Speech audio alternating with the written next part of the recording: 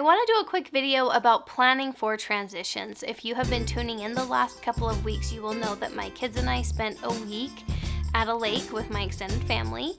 And as fun as it is, vacations disrupt normal life, right? And that's a super fun thing. What about all the other disruptions in life that just come up that can really wreak havoc?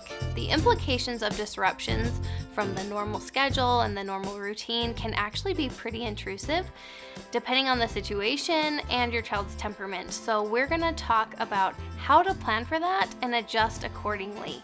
The best way I can think to describe this concept is thinking about it as a grace period for kids. A grace period is defined as a set amount of time that a payment can be delayed without a penalty being imposed. I don't think that super accurately describes the concept that we're talking about today, so let's combine that with the concept of the word grace all by itself. Grace is going out of our way to give compassion and kindness and love to someone even if they might not appreciate it or return the favor. I'd say grace pretty much sums up parenting, right? That is what we're doing every single day. How often are our kids appreciating us or returning the kindness that we've shown them? Hopefully sometimes, right? We're all probably working on teaching them that, but probably pretty rarely, right? So this idea of a grace period around transitions comes down to changing our expectations. So today when we're talking about a grace period, I'm talking about this idea of putting a large focus on love and kindness when we know that our child is experiencing a difficult thing. When there's a disruption in your child's life or in their schedule, we as parents need to expect that that's going to take a toll on them. Like I said, every child is different and will have a different tolerance for these disruptions, but it's still very relevant to any child. In our house, the toll of transitions usually looks like behavior problems, just being out of the groove, having more conflict around what's expected of them. Things that were normally not an issue might become an issue. Basically, it's just a period of time when we're getting back to normal life or finding a new normal with these transitions happening. So a move, starting school, a separation or divorce, a job change, a new baby in the family, some orthodontic work. Oh man, I will tell you more about that later. But all of those things and many, many more are going to require that grace period. So no matter what the change is, it's going to have some kind of impact on your kid. And we as parents just want to have the expectation that it's going to take some time to ease back into normal life. The goal is to make these transitions as smooth as possible for all of us, right? That's what we all want. So I just have a few quick pointers. First of all, clear your expectations. This is in regards to what you think your child should be experiencing and feeling. Behavior is a different story. We will talk about that next, but basically just don't pretend like you know what your child is going through.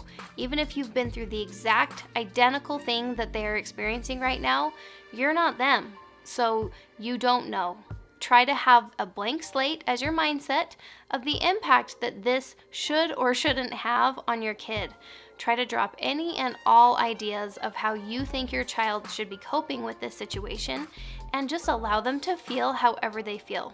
Remember, the word of the day here is grace, which means compassion and love and kindness, whether you feel like they deserve that or not.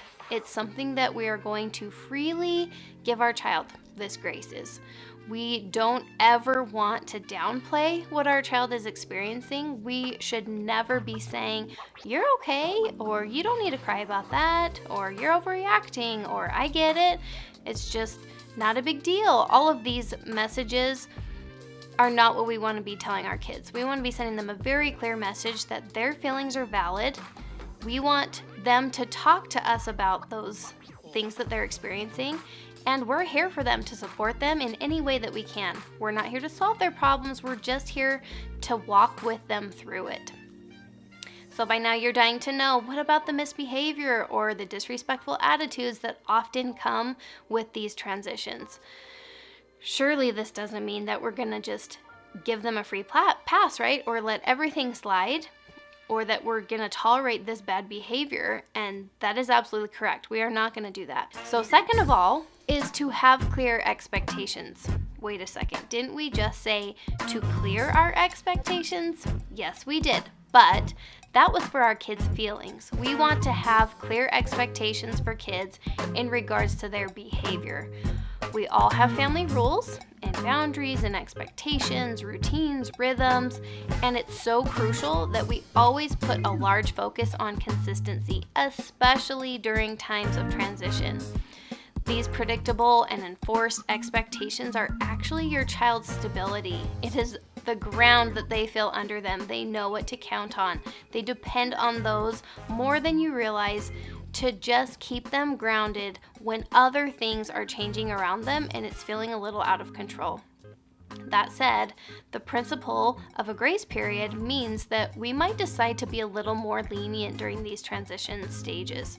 The expectations are still there, but maybe they're not quite as intense. So for example, let's say my 5-year-old is normally up for brushing his own teeth every night and has no problems, but now that school has started, he's really struggling at bedtime. He kind of just melts down and there's just a lot of problems. So I might offer to help him out for this whole week or these whole first couple of weeks as school is starting. So it's brushing teeth time, he starts crying, and I'm just ready for this. I have predicted that we might run into some hiccups these first couple of weeks of school, so I'm ready to just lather on the kindness. You look really overwhelmed right now. We need to brush your teeth. Would you like me to do it for you? Assuming he says yes, you brush his teeth, and that's me enforcing the rule still, but just giving a little extra grace instead of kind of fighting him on that and maybe having the attitude of like, well, you always brush your teeth, I need you to just do that, and just making it a whole big deal. We're not going to do that. So we might slowly try to transition into just standing in the bathroom while he brushes his teeth. Like once you do it for a few days, you certainly maybe aren't okay with doing that every single night for the rest of the year, let's say.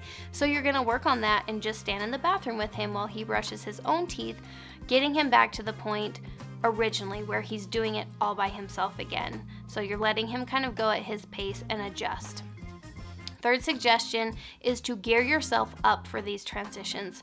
We know it's going to be hard on our kid, and guess what?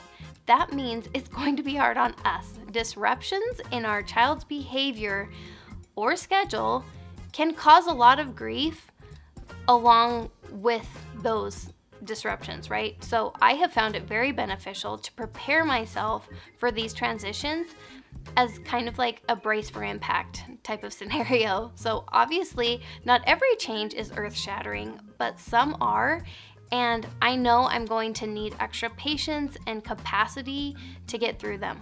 So self-care becomes very relevant. Having something that you look forward to would be helpful. Getting some extra breaks with babysitters or a spouse or whatever.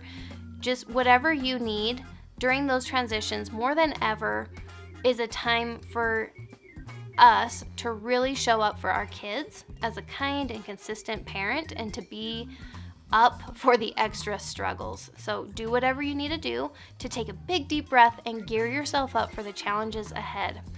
So depending on the change and the kid, some transitions will only take a couple of days, others might take a couple of weeks, and some maybe a couple months or even longer. It's not easy being a parent already, and it's especially challenging when there's any extra factors piled onto that already difficult situation. So give yourself grace as much as you can, and just know that you're doing your best and this is hard on you too. For example, my husband is in the military, so he typically spends a decent amount of time away from home every year. And every time he leaves, I need to gear up for that. And I need to expect there's going to be a few rough weeks on the kids. And every time he comes home from one of those trainings or whatever he's doing, I expect another couple of really hard weeks transitioning back. It's of course so hard on my kids, but I also need to remind myself how hard it is on me to switch into single parent mode and then back again. So you better believe I gear myself up for each and every one of these transitions.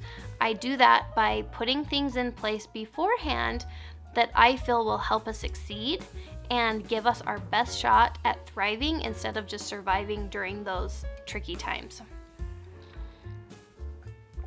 So I have one final thought, and that is to come to peace with the fact that kids go through hard things. As much as we wish that they didn't have to, we wish that nothing bad would ever happen and try to shelter our kids from all the pain and struggles. Life just is what it is. It's really easy to get caught up in wishing they didn't have to go through it or beating ourselves up that we can't give them a perfect life. But it's just so important to remember that kids are resilient, and it's through the struggles that they can become stronger. They're going to learn lessons and grow and become a truly amazing person because of those struggles. So my daughter recently got an expander put into her mouth, on the top of like the roof of her mouth, and man, let me tell you, it's not for the faint of heart.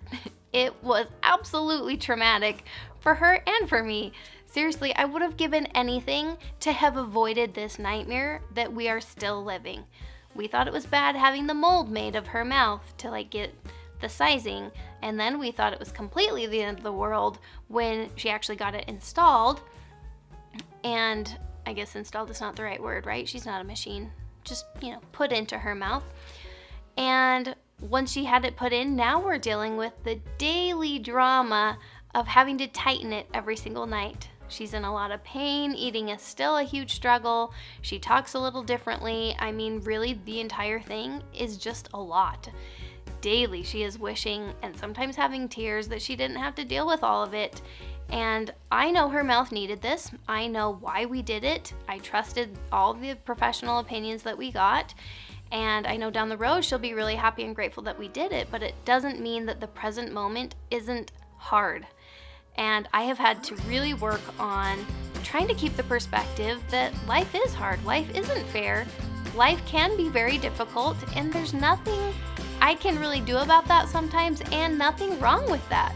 The number one thing I can do for my child is to love her, be there for her, and just let her experience whatever her experience is. We all have our stuff, and wishing that we were just exempt from it all does not change anything. That is it. Life is always changing and is full of ups and downs, ebbs and flows, and the more we can master the ability to handle transitions, the easier parenting will feel. Please share in the comments any transitions that you're dealing with right now, what's working for you, what's not working for you. I really love hearing from you. Give this video a thumbs up if you found it helpful. Keep being amazing, and we will see you next time.